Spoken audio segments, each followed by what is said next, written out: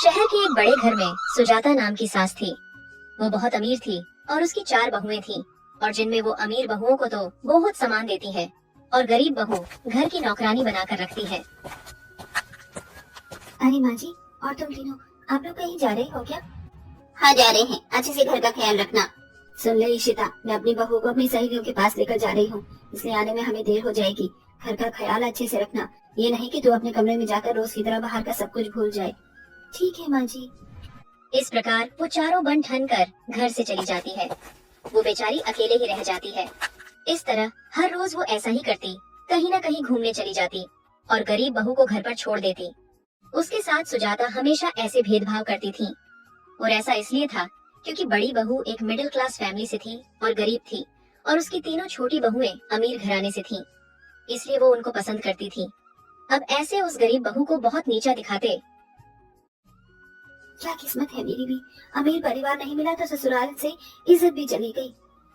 लेकिन कोई बात नहीं है, ये तो मेरे लिए अच्छा ही है जो माँ जी मुझे साथ लेकर नहीं गई। रवि की मौजूदगी में मैं अपनी पढ़ाई नहीं कर पाती हूँ। अब अकेले में मैं थोड़ा बहुत पढ़ लूंगी। एक दिन मुझे यकीन है कि मेरी यही पढ़ाई माँ जी के दिल में मेरे लिए जगह बनवाएगी। फिर जिस तरह वो मंगल, लक्ष्मी और संध्या को अपने साथ रखती है, वैसे ही मुझे भी रखेंगी। इस प्रकार वो गरीब बहू ऐसा सोचकर घर के काम खत्म करके पढ़ाई करने लग जाती है, और उधर दूसरी तरफ वो चारों अपना दिन ऐसे काट रही होती है। तू जब भी आती है अपनी तीन ही बहुओं को साथ लाती है। बड़ी बहू तेरी कहाँ रहती है, उसको अपने साथ क्यों नहीं लाती? जो जहाँ लेकर जाने के लायक है उसे वहीं तो लेकर जाया जाएगा। और वैसे भी उस गरीब जादे की इतनी औकात नहीं कि वो मेरे साथ आए या मेरे रिश्तेदारों के बीच बैठे। समझी अंकिता?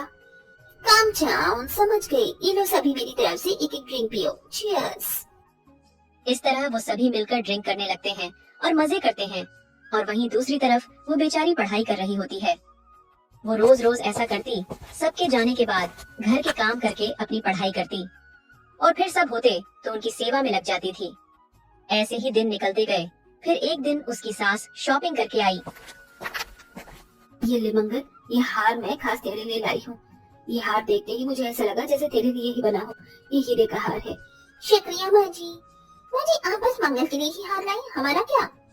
ऐसा कभी हो सकता है कि मैं अपनी एक बहू को दूं और बाकियों को छोड़ दूं?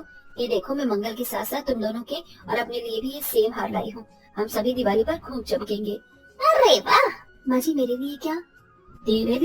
तेरे लिए भी है ना ये आर्टिफिशियल हार, रख ले। अब ये मत बोलना कि मैंने इन्हें कीमती हार दिए हैं।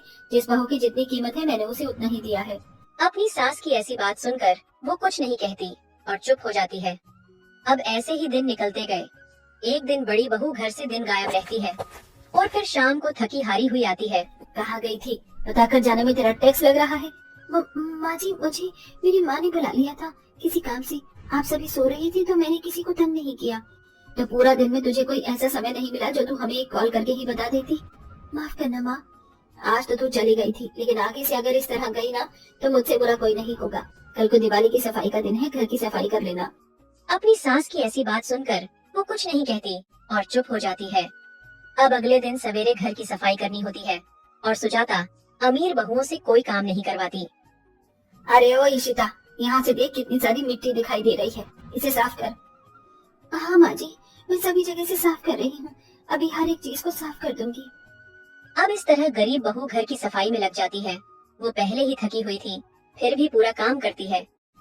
ऐसे ही अगले दिन सवेरे सुजाता अपनी बहुओं के लिए महंगी महंगी साड़ियाँ मंगवाती है, और गरीब बहू के लिए कुछ भी नहीं। माँ जी, मैं जिस चीज की हकदार हूँ मुझे मिल गई, लेकिन मुझे यकीन है कि एक दिन आप मुझे भी यही जगह दोगी जो कि आप इन तीनों को देती हो। अब इस तरह गरीब बहू की बात सुनकर वो मुंह बना लेती है। इस तरह अगले दिन दिवाली आ जाती है और सब लोग मिलकर सेलिब्रेट करते हैं। उस दिन भी सब सेम ही लग रहे थे, बस उस गरीब बहू को छोड़कर। अरे भगवती बहन, ये तो तुम्हारी बड़ी बहू है ना, ये ही इतनी फीकी से तैयार क्यों है? जो जिस लायक है वो वैसा ही देख रहा है। बहना, अब इसके आगे कुछ मत बोलना। अब आज भी इस गरीब बहू की दिवाली फीकी ही निकलती है। उसके दिल दर्द तो बहुत था, पर उसने कभी अपने चेहरे पर कोई शिकन नहीं आने दी। अब ऐसे दिन निकलते गए, पर उनके घर में कोई परिवर्तन नहीं आया। उसे ऐसे ही नीचा दिखाया जाता। ऐसे ही दिन फिर बड़ी बहू पूरे दिन घर से गायब रहती है, और शाम को अपने पति के साथ मिठाई का डिब्बा लिए घर आती है। आ गई तू, कहाँ थी? माँ जी मेरी बात सुनिए, आज गुस्से का नहीं खुशी। तुझसे मना किया था ना कि बिन बताए कहीं नहीं मत जाना, फिर क्यों गई? जरूर आज भी अपने मायके ही चली गई होगी तू, है ना? चल निकल जा मेरी नजरों के सामने से। माँ सुन तो लो, आप तो ऐसे बोल रही हो कि इशिता को उसकी बात बोलने का मौका भी नहीं दे रही हो। माँ, इशिता मायके नहीं बल्कि अपना यूपीएससी का रिजल्ट देखने यूनिवर्सिटी गई थी, वो भी मेरे साथ। और अब जानती हो, उसने पहली बार में आईएएस की परीक्षा को पास कर लिया है। क्या कहा? हाँ माँ, आपकी बहू इशिता अब आईएएस बन गई है। जानती हो माँ, जब मैं शादी करके आई थी तो आपने मुझसे मेरा सपना भूलने को बोला था, लेकिन वही मेरे पति ने उसे पंख दिए। राम जी ने मुझे सपोर्ट किया, जिसकी वजह से मैंने छिप छिप कर पढ़ाई की। और उस दिन जो मैंने माँ को बोलकर आपका गुस्सा शांत किया था ना, वो मैं माँ के पास नहीं बल्कि अपना एग्जाम देने गई थी। और आज मैं अपनी डिग्री ले चुकी हूँ। माँ, मैं वही करी बहू हूँ जिसको आपने उसकी औकात के हिसाब से आंका था। आज मैं आईएएस बनकर आपके सामने हूँ। आपको कैसा लग रहा है? गरीब की कामयाबी देखकर उन चारों का मुंह खुला का खुला रह जाता है। और थोड़ी देर बाद सुजाता कहती है, बहू सच में तूने तो मेरा सर गर्व से ऊंचा करवा दिया। मुझे तेरे ऊपर नाज है बहू, नाज है मुझे तेरे ऊपर। सुजाता ने उठकर गरीब बहू से माफी मांगी और गले से लगाया। मैंने हमेशा तुझे कम आका, अपनी बहू में तुझे ही पीछे रखा, लेकिन मुझे क्या पता था कि तू इतनी समझदार निकलेगी बहू। आज तूने मुझे गलत साबित कर दिया। सच में इशिता, आज मैं खुद को अपने मुंह से गलत बोलती हूँ। मुझे माफ कर देना बहू, जो भी मैंने किया। माँ जी, ये आप कैसी बातें कर रही हैं? मुझसे माफी मत मांगो। आपकी इसी आदत की वजह से मैं शायद कामयाब हो पाई हूँ माँ, इसलिए आप ऐसे माफी मांगकर मुझे शर्मिंदा मत करो। ईशिका की ऐसी बात सुनकर सुजाता को बहुत अच्छा लगा और उसे अपनी गलती का एहसास भी हो गया। ये उन तीनों अमीर बहुओं ने भी अपनी जेठानी से माफी मांगी और उसके बाद सब लोग मिलकर खुशी खुशी रहने लगे। किशनपुर नाम के एक गांव में गरीब विधवा माँ रहती थी, जिसके पति की मौत हो गई थी और उसकी 2 छोटी छोटी बेटियां थीं। उनके घर पर अब कमाने वाला कोई नहीं बचा था। ममता, दूसरी शादी कर ले, तेरे सामने तेरी पूरी जिंदगी पड़ी है। अगर मैंने अपनी खातिर दूसरी शादी कर ली तो मेरी बेटियों का क्या होगा? मैं अकेली ही खूब मेहनत करूंगी और अपनी दोनों बेटियों को पालूंगी। वो गरीब माँ अकेले ही अपनी बेटियों को पढ़ाने के लिए मेहनत करने लगती है और लोगों के घरों में जाकर काम करने लगती है। ऐसे वक्त बीतता गया और एक दिन, ये क्या, मेरी सारी साड़ियाँ तो फट चुकी हैं। मालकिन ने जो तनख्वाह दी थी उसमें से 500 रुपए बच गए हैं। आज शाम को आते हुए मार्केट से 2-3 साड़ियाँ ले लूंगी। वो गरीब माँ अब ऐसा सोचकर काम पर जाने लगती है तो बाहर देखती है कि उसकी दोनों बेटियां मुंह लटकाए बाहर बैठी हुई। क्या हुआ? मेरी दोनों गुड़िया रानी को क्यों इतनी उदास बैठी है? माँ देखो ना, हमारी फैक्ट्री कितनी फट गई है। सभी बच्चे हमारी फटे कपड़ों का मजाक उड़ाते हैं। कहते हैं हमारे पापा नहीं है ना, इसलिए हम कभी भी अच्छे कपड़े नहीं पहन सकते। नहीं बेटा, ऐसा नहीं है। जब तक तुम्हारी माँ है तुम्हें कभी किसी चीज की कमी नहीं होने देगी। बेचारी वो लाचार माँ जिसने अपनी फटी साड़ी के लिए पैसे इकट्ठे कर रखे थे, वो उन पैसों से जाकर अपनी दोनों बेटियों के लिए नए कपड़े ले लेती है और अपनी बेटियों की खुशी में ही खुश हो गई। हे भगवान, भिंडी तो सोने की जितनी महंगी हो चुकी है। इतनी सी भिंडी में मैं और मेरी बेटियां क्या ही खाएंगी। एक काम करती हूँ, भिंडी उन्हें दे दूंगी और मैं चटनी से रोटी खा लूंगी। अब ऐसे वो गरीब माँ घर आकर अपनी बेटियों के लिए सब्जी बनाती है और खुद अपने लिए चटनी रखती है और खाने लगती है। माँ, तुम चटनी के साथ रोटी क्यों खा रही हो? तुम्हें तो भिंडी बहुत पसंद है ना? नहीं बेटा, अब मेरा भिंडी खाने का मन नहीं करता, इसीलिए तो मैं चटनी के साथ रोटी खा रही हूँ। गरीब माँ अपनी बेटियों से झूठ बोलकर अपनी हर खुशी को मार कर रहने लगती है और उन्हें सब कुछ देती है। माँ, अब हम नई क्लास में आ गई हैं, हमें नई किताबें चाहिए होंगी और इस बार तो हमें स्कूल बैग भी चाहिए। हमारा स्कूल बैग फट चुका है। ठीक है बेटा, हम इस संडे ही तुम्हारे लिए नई किताबें और बैग्स लेने के लिए चलेंगे। इस प्रकार बढ़ रहे खर्चे को देखकर वो गरीब माँ बहुत परेशान हो जाती है। पैसे कमाने के लिए वो अब सिलाई का काम भी शुरू कर देती है। जहाँ दिन लोगों के घरों में काम करती, वही रात में वो सिलाई का काम करने लगी। इस प्रकार वक्त बीतता गया और समय के साथ दोनों बेटियां भी जवान हो गईं। मैं जानती थी कि मेरी दोनों बेटियां हर साल की तरह इस साल भी अव्वल आएंगी। बताओ क्या चाहिए मेरी बेटियों को मुझसे? माँ, हम आगे पढ़ना चाहते हैं। आगे पढ़कर हम एक अच्छी कंपनी में जॉब करेंगे ताकि अब हम आपकी जिम्मेदारी संभाल सकें। अपने इन हाथों से बचपन से हमारी जवानी तक आपने हमारे लिए बहुत मेहनत की है। अब हम इन हाथों को आराम देना चाहते हैं। मेरी बच्चियों, तुमने इतना कह दिया वही मेरे लिए काफी है। तुम दोनों को आगे पढ़ना है ना, तुम खूब मन लगाकर पढ़ो और पैसों की फिक्र मत करना। अब उम्र बढ़ने के साथ साथ उस बूढ़ी माँ की नजर भी कमजोर हो गई थी, इसलिए लोग उसे काम भी नहीं देते थे। इसलिए वो दिन भर सिलाई करने के साथ साथ उसने दिन में मजदूरी करने का सोचा। मेरी कमर, इतने दिन हो गए हैं, ये कमर का दर्द तो जा ही नहीं रहा है, ऊपर से ये हाथ में छाले और पड़ गए हैं। चलो अब तो तुम्हारी बेटियों की पढ़ाई भी पूरी हो गई, अब बस इनकी शादी की फिक्र होगी ना तुम्हें। हाँ, महादेव की कृपा से 2 अच्छे रिश्ते मिल जाए मेरी दोनों बच्चियों के लिए, उनकी शादी करके मैं तो सीधा गंगा नहा लूंगी। दोनों बहनें अपनी माँ के मुंह से अपनी शादी की बात सुनकर टेंशन में आ जाती है। अगर माँ ने हमारा रिश्ता कहीं और कर दिया तो हम क्या करेंगे? इससे पहले हमें माँ को अजय और अतुल के बारे में बताना ही होगा। हमें आपसे कुछ जरूरी बात करनी थी। हाँ बोलो बेटा। हमारी कॉलेज में अजय और अतुल नाम के 2 लड़के हैं, दोनों भाई हैं और काफी अमीर घर से भी हैं। हम लोग एक दूसरे से बहुत प्यार करते हैं और एक दूसरे के साथ शादी भी करना चाहते हैं। तुम सच कह रही हो बेटा? तो तुमने ये बात मुझे पहले क्यों नहीं बताई? दोनों बहनों की बात सुनकर वो गरीब माँ उनके रिश्ते की बात करने चली जाती है, जिसके कुछ समय रिश्ता पक्का हो जाता है। वो दोनों भाई अमीर परिवार से थे, इसलिए वो गरीब शादी अच्छे से करने के लिए अपना घर गिरवी रख देती हैं। एक बार और सोच लो ममता बहन, इस घर के अलावा तुम्हारे पास कुछ भी नहीं है। बुढ़ापे में किसके सहारे रहोगी?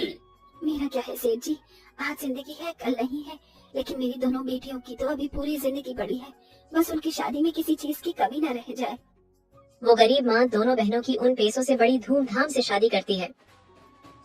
माँ, हमें आपकी बहुत याद आएगी माँ, हम आपके बिना कैसे रहेंगे? याद तो मुझे भी तुम दोनों की बहुत आएगी, लेकिन बेटा जाना तो पड़ेगा ही ना। तुम लोग फिक्र मत करो, मैं तुम लोगों से मिलने आऊंगी और तुम भी तो आओगी ना। वो गरीब माँ दोनों बहनों को आंखों में आंसू छिपाते हुए विदा कर देती है, जिसके बाद दोनों बहनें अपने ससुराल आ जाती हैं। इतना बड़ा देखकर वो दोनों बहनें हैरान हो जाती हैं। अब वो दोनों बहनें महारानी की तरह रहने लगती हैं और अमीरी के जोश में अपनी माँ को भूल जाती है। बेटा, वहाँ सब कुछ ठीक तो है? तुम दोनों खुश हो ना? हाँ माँ, हम बहुत खुश हैं। चलिए अब हम कॉल रखते हैं, हम एक पार्टी में जाना था। आप अपना ख्याल रखिएगा। वो गरीब माँ दोनों बहनों को इतना खुश देखकर उस गरीब की सारी टेंशन दूर हो जाती है, पर उन दोनों बहनों के तौर तरीके बदल जाते हैं। अमीरी के घमंड में वो सब कुछ भूल जाती है, अपनी बूढ़ी माँ के दुख दर्द भी भूल जाती है। बेटा, तुम दोनों से मिले हुए कितना वक्त हो गया है, कब आ रही हो? दमाजी को घर पर लेकर तुम दोनों की मनपसंद भिंडी बनाऊंगी मैं। क्या माँ, कभी तो इस भिंडी आलू से बाहर निकलो। अब हम भिंडी आलू नहीं बल्कि लजानिया क्रोसोट खाते हैं, और वैसे भी हमारे पति को बिना एसी में रहने की आदत नहीं है, तो वो तो आएंगे नहीं और उनके बिना हम भी नहीं आएंगे। वो गरीब माँ दोनों बहनों के मुंह से ऐसी कड़वी बातें सुनकर उसका दिल भर आता है और वो चुप हो जाती है। जिस बेटियों की खुशी के लिए उस माँ ने इतना कुछ किया, आज वो बेटियां अपनी माँ को देखना भी पसंद नहीं कर रही। वो अपनी माँ का फोन उठाना भी जरूरी नहीं समझती है। अब ऐसे ही वक्त बीतता है। एक दिन जब वो गरीब माँ बाजार से घर लौट रही थी, तो उसे अपनी बेटियां नजर आती हैं। ज्योति, राखी, कैसी हो मेरी बच्ची? ज्योति, राखी, ये बूढ़ी गरीब औरत कौन है? मैं इनकी माँ हूँ। क्या तुम्हारा दिमाग तो नहीं खराब हो गया है? तुम गरीब औरत हमारी माँ कैसे हो सकती हो? चलो भागो यहाँ से। उन दोनों बहनों ने अपनी गरीब की बहुत बेइज्जती की और अपनी महंगी गाड़ी में बैठकर वहाँ से चली जाती है। ये देख उस माँ का दिल टूट जाता है और जब घर आती है तो उसका मकान मालिक उसे निकाल देता है। अब वो बूढ़ी माँ सोच सोच बीमार पड़ जाती है। अब क्या अपनी बची कुची जिंदगी भी उन दोनों बेटियों के लिए ऐसे ही बर्बाद करोगी? तुम्हें तो तुम्हारा होश ही नहीं है। मेरी बेटियां मुझसे बहुत प्यार करती हैं, तुम देखना एक दिन जरूर आएंगी। इतना सब कुछ होने के बाद भी उस गरीब की आखिरी सांस में उसकी बेटियां ही बसी हुई थीं और उधर उसकी बेटियां अमीरी के चलते घूमने फिरने में लगी थीं। उन्हें अपनी माँ की कोई फिक्र नहीं थी। ऐसे ही एक रोज जब दोनों बहनें शॉपिंग करके लौट रही थीं, तो उनकी पड़ोसन उनके पास जाती है। अरे शालिनी काकी, आप यहाँ? मुझे पहचान लिया तुम दोनों ने? मुझे तो लगा था जैसे उस दिन अपनी माँ को नहीं पहचाना था, तो मुझे क्या ही पहचानोगी। काकी, उस दिन हमारी कुछ फ्रेंड्स हमारे साथ थी, इसलिए हमने ये सब किया। अगर हम ये सब ना करते तो आप जानती हमारी कितनी बेइज्जती होती। तुम्हारी माँ से बेवकूफ औरत इस दुनिया में कोई नहीं है।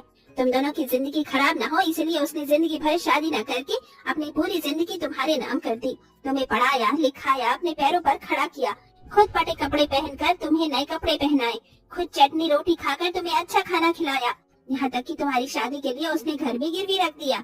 और तुम दोनों बेटियों ने पैसे को देखकर इतनी जल्दी रंग बदला। तुम जानती भी हो तुम्हारी माँ किस हालत में है।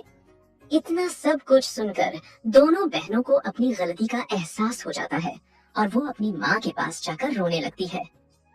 माँ, ज्योति राखी, मेरी बच्चियों आ गई तुम दोनों।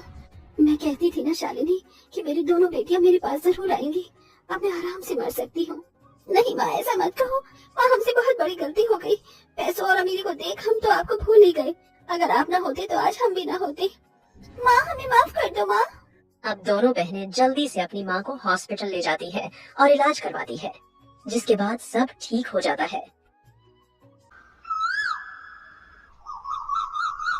जयपुर शहर में एक अमीर और एक गरीब दो सहेलियां थीं।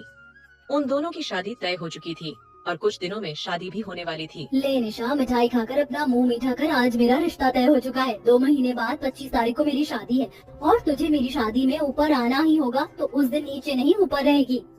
माफ करना नेहा बेटा, पर उस दिन तेरी सहेली तेरे साथ नहीं रह पाएगी, क्योंकि उसी दिन तो निशा की भी शादी की डेट पड़ी है। क्या सच में? हम दोनों सहेली की शादी एक ही दिन एक ही साथ होगी, वो भी एक ही घर में?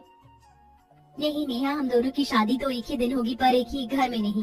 पर हम दोनों की शादी ऊपर नीचे होगी और शादी की सारी तैयारी, तू इन सब की चिंता मत कर। हम दोनों की शादी एक साथ एक ही जगह पर होगी और रही शादी की तैयारी की बात, तो हम दोनों मिलकर ही करेंगे शादी की तैयारी। निशा का परिवार बहुत गरीब था। वो सब लोग एक किराए के कमरे नीचे रहते थे और उसकी सहेली ऊपर के कमरे में। निशा छोटी सी थी तभी वहाँ आकर रहने लगी थी। तब से वो दोनों अच्छी सहेली थी। यार, कभी तू भी ऊपर आ जाएगी, हमेशा मुझे ही आना पड़ता है। ऊपर तो आ जाती, पर तू तो जानती है आंटी को मेरा ऊपर आना पसंद नहीं है। वैसे तू यहाँ नीचे क्यों आई है? कुछ काम है क्या? मैंने कहा था ना तुझे कि हम शादी की तैयारी एक साथ करेंगे। चल ऊपर। आने गहने वाले, लहंगे वाले और चूड़ी वालों को ऊपर बुलाया है। निशा का हाथ पकड़कर वो उसे ऊपर के कमरे में ले जाती है जहाँ सभी आए हुए थे। तभी उसकी माँ निशा को देखकर चिढ़ जाती है। बेटा, मैंने तुझे कितनी बार बोला है कि इस गरीब से दोस्ती खत्म कर। इन लोगों को हमने अपना घर किराए पर रहने के लिए दिया है, ये तो खुद को तेरी बहन ही समझने लगी है।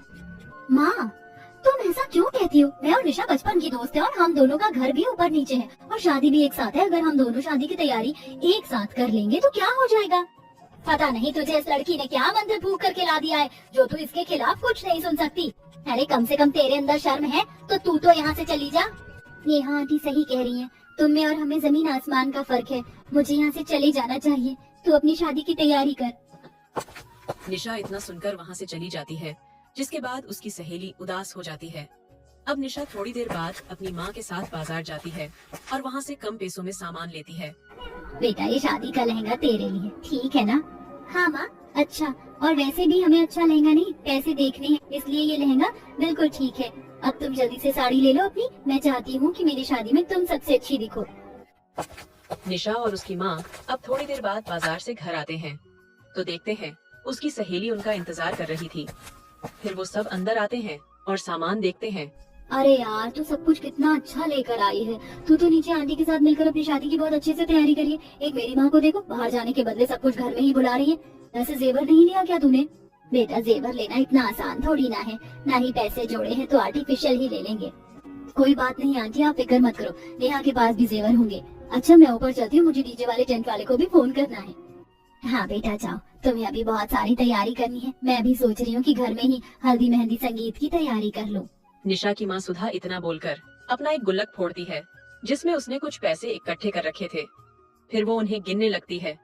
निशा की दोस्त ये सब देखकर बहुत दुखी होती है और वो ऊपर अपने कमरे में जाती है तो देखती है वहाँ पर सुनार पहले से ही आ रखा है।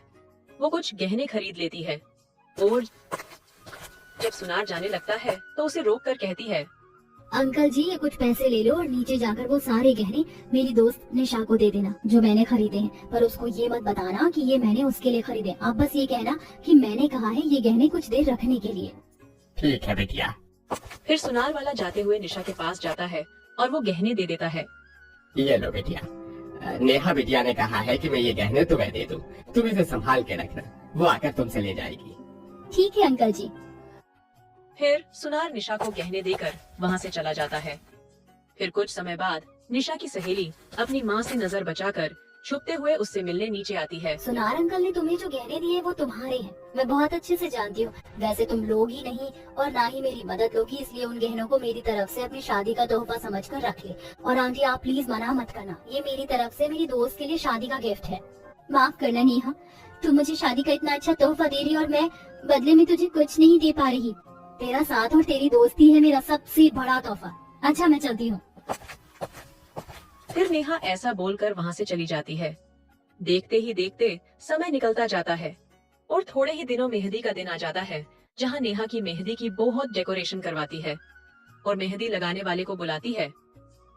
अरे आंटी, आपने शादी की तैयारी तो बहुत अच्छी कर रखी है, मुझे तो मेहंदी लगाने में भी मजा आएगा।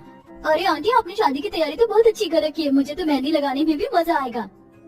मैं कैसे शादी की तैयारी में कुछ कमी छोड़ सकती हूँ भला, मेरी इकलौती बेटी की शादी है, सारे नौकर कहाँ मर गए, घर आए मेहमानों को नाश्ता पानी पूछना भी है या नहीं। ऐसे शकुंतला शादी की टेंशन में पागल हुए जा रही थी, जिससे दिमाग ही नहीं कर रहा था। वहीं दूसरी तरफ वो गरीब माँ घर के आंगन में झाड़ू लगाकर खुद ही अपनी पुरानी साड़ी से डेकोरेशन करती है और अपनी बेटी को चौकी पर बैठाती है और गांव की एक लड़की को बुलाकर उसे शगुन के 100 रुपए देती है। बेटा मेरे पास बस यही 100 रुपए रखे हैं, तुझे अपनी दीदी के लिए मेहंदी लगानी होगी, कल तेरी दीदी की शादी है। आंटी अगर आप मुझे 100 रुपए भी नहीं देती तो भी मैं दीदी को मेहंदी लगा देती, क्योंकि दीदी ने मेरे मुफ्त में कपड़े सिल रखे हैं, तो मैं अपनी दीदी के लिए इतना तो कर ही सकती हूँ। और दीदी आपको कहीं पैसे देने की जरूरत नहीं है, कल मैं आपको तैयार करूंगी, आपका मेकअप करूंगी। ऐसे शकुंतला शादी, जहाँ शादी का खर्चा महंगा करके पूरे घर को सजावती, वहीं वो गरीब माँ खुद ही अपने घर को सजाती है। ऐसे ही अगले दिन शादी होनी थी। शकुंतला अपनी बेटी की शादी के ऊपर एक महंगा डेकोरेशन वाला मंडप सजवाती है। वहीं वो गरीब माँ गांव के लोगों को बुलाकर नीचे गली में 4 लकड़ी के खंभे लगवाकर मंडप सजवाती है। अब ऐसे ही थोड़ी देर बाद एक लड़का नेहा का शादी का लहंगा लेकर आता है, तो नेहा देखती है कि उसकी पूरी सिलाई खराब हो रखी है। यार शादी की सारी तैयारी हो चुकी है, ऊपर मेहमान आ चुके हैं, मंडप बनकर तैयार है, कुछ ही देर में बारात घर आ जाएगी और मेरा लहंगा अब तक तैयार नहीं है। अब तू ही मेरी कुछ मदद कर सकती है। पर दीदी को तैयार होना है, आज उनकी भी तो शादी है। कोई बात नहीं, तू परेशान मत हो, मैं पहले तेरा लहंगा ठीक करूंगी, उसके बाद तैयार होंगी।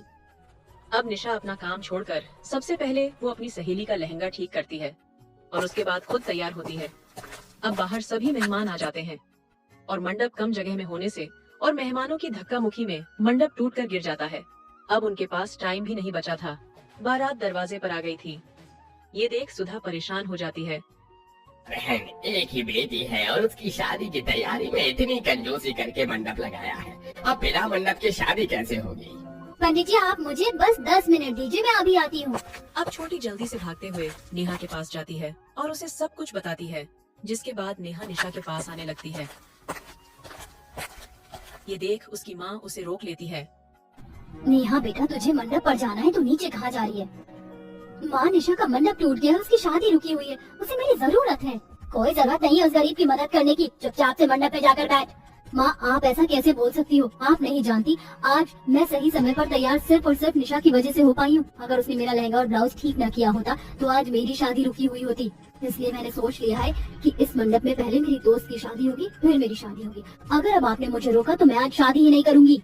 माँ, नेहा बिल्कुल ठीक कह रही है। अगर नेहा की उसके दोस्त ने इतनी मदद करी है तो अब नेहा का भी फर्ज बनता है उसकी मदद करना। अब इस तरह नेहा का पति उसका साथ देता है और वो सब अब जाकर निशा को ऊपर लाते हैं और पहले उनकी शादी करवाते हैं। फिर नेहा उसी मंडप में शादी करती है। इस प्रकार दोनों सहेलियां खुशी खुशी शादी करके अपने अपने ससुराल चली जाती हैं।